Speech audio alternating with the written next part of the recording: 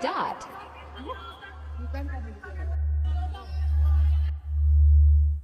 यो भिडियोमा हामीले जे देखिरहेको छौँ त्यो गलत भइरहेको छ साथीहरू। हामी यति साह्रो अराजक बन्नु हुँदैन। चुनाव अघि आवेशमा आएर जो कहिले पनि कुनै शब्द अलिकति आवेशमा उत्तेजनामा गलत शब्द प्रयोग गरेका हुन् त्यसलाई हामीले विभिन्न तवरबाट उनीहरूलाई जवाफ माग्न सक्छौँ।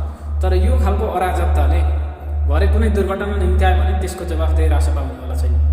रासपा समर्थक साथीहरू धेरै हुनुहुन्छ होला। हामी पनि रासपा समर्थकै हो, हामी रासपाको सदस्य होइन।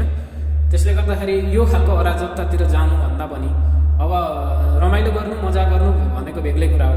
तर म देखिरहेको छु यो विषयमा चाहिँ तपाईँको चाहिँ फोन गरेर डाइरेक्ट उहाँलाई चाहिँ मेसेन्जरमा फोन गर्ने, मोबाइलमा फोन गर्ने, वाट्सएपमा फोन गर्ने, कहिले काट्ने, जनताले समारा काट्छन्, तपाईँले जवाफ दिनु पऱ्यो भन्ने खालको यस्ता खालको अराजक प्रश्नहरू सोध्ने यस्तो खालको हत्कण्डा हामीले गर्नु हुँदैन।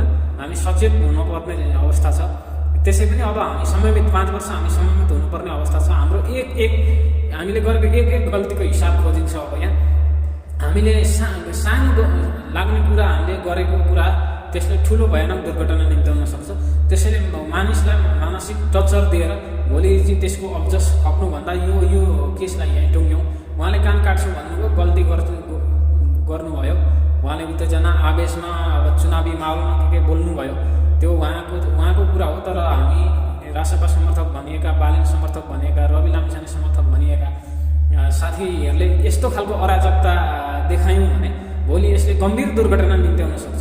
त्यसको जवाफदेही न त रासपा हुन्छ, न बालेन शाह हुन्छ, न रवि लामिछाने हुन्छ। त्यसको जवाफदेही त तपाईँहरूले भोग्नुपर्ने हुन्छ।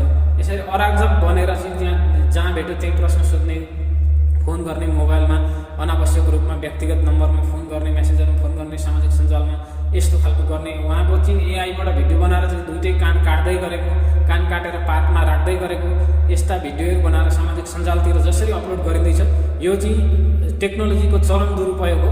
र यस्ता खालका गतिविधि, यस्ता खालका हरकत रासपा समर्थकले गर्दैन र यो गर्नु पनि हुँदैन र यो गर्नु चाहिँ कानुन विपरीत पनि छ। यसले गर्दाखेरि अब हामी सचेत हुनु जरुरी छ। हामीहरूले गर्ने हरेक गल्ती, सानो सानो गल्तीले ठुलो दुर्घटना निम्त्याउन सक्छ। त्यसले गर्दा संयमित भएर धेरै सोचेर हामी अगाडि बढ्नुपर्ने अवस्था छ। त्यसले गर्दाखेरि सचेत बनौँ। यस्ता खालका अराजक गतिविधिमा कोही पनि नलाग्नु म हार्दिक अनुरोध गर्दछु। यसको जिम्मा तपाईँ आफैले लिनुपर्ने हुन्छ। त्यसको भागीदार, त्यसको भोगको जिम्मा तपाईँ स्वयं हुनुपर्ने हुन्छ। त्यसले गर्दाखेरि अराजक नबनौँ। हामी सचेत छौँ, हामीलाई परिवर्तन चाहिएको छ, हामीलाई थाहा छ। उहाँले चाहिँ पार्टीको उसमा 1-2 कुरा बोल्नुभयो होला, तर हामीले त्यस्तो कुरालाई लिएर चाहिँ